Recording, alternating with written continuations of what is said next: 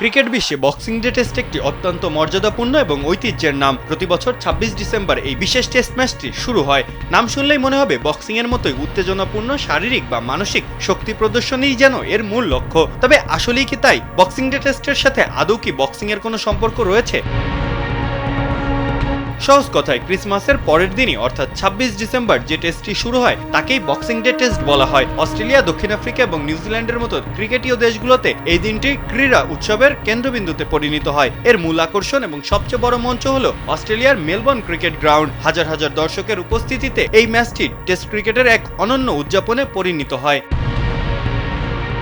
অনেকের মনেই প্রশ্ন, এই নামের সাথে কি মারকুটের খেলা বক্সিং এর কোনো সম্পর্ক আদৌ আছে? উত্তরটা হলো না। পানিপথের যুদ্ধ যেমন পানিতে হয়নি, বক্সিং ডে টেস্টের সাথে তেমনি বক্সিং এরও কোনো নিকট সাদৃশ্য নেই, বরং আছে দাতব্য, আন্তরিকতা এবং ভালোবাসা বিনিময়ের গল্প।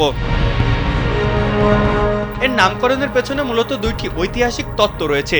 একটি হচ্ছে উপহারের বাক্স খোলা। বড়দিনের উপহারগুলো সাধারণত ২৫ ডিসেম্বর পাওয়া গেলেও মানুষ সেগুলো খোলার সময় পায় না। উৎসবের আমেজে কাটিয়ে দেওয়ার পরের দিন অর্থাৎ ২৬ ডিসেম্বর সবাই সেই উপহারের বক্সগুলো খোলেন। এই বক্স খোলার দিনকেই নাম করা হয়েছে বক্সিং ডে। অনেকে আবার মনে করেন দাতব্য এবং কৃতজ্ঞতার যুগ থেকেও এসেছে এমন নাম। ভিক্টোরিয়ান যুগে বড়দিনে যারা কাজ করতেন অর্থাৎ গৃহকর্মী বা পরিচারকরা, মালিকরা তাদের পরদিন ছুটি দিতেন এবং একটি বাক্সে করে উপহার বা বোনাস দিতেন। এছাড়া চার্চগুলোতেও দান বাক্সগুলো এই দিন খোলা হতো দরিদ্রদের জন্য। এই ক্রিসমাস বক্স দেওয়ার প্রথা থেকেই দিনটিকে বক্সিং ডে হিসাবেই ডাকা হয়।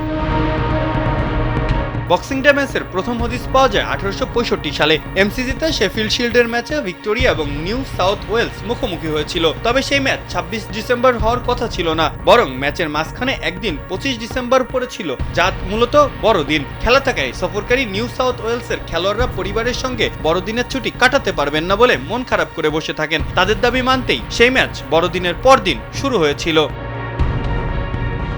বক্সিং ডেতে খেলাধুলার প্রচলন মূলত বিনোদনের উদ্দেশ্যেই। অস্ট্রেলিয়াতে ডিসেম্বর মাস মানেই কাঠফাটা গ্রীষ্ম আর বড়দিনের লম্বা ছুটি। এই ছুটির আমেজকে কাজে লাগাতেই ১৯৫০ সালে প্রথমবার মেলবোর্নে অ্যাশেজ সিরিজের একটি ম্যাচ ২৬ ডিসেম্বর থেকে শুরু হয়েছিল। যদিও ১৯৮০ সালের আগ পর্যন্ত এটি নিয়মিত ছিল না, তবে ১৯৮০ সালের পরে মেলবোর্ন ক্রিকেট ক্লাবের সাথে ঐতিহাসিক চুক্তির পর থেকে প্রতি বছর এমসিজিতে এই বিশেষ টেস্ট ম্যাচটি আয়োজিত হয়ে আসছে। মাহফুজ আহমেদ, কালবেলা।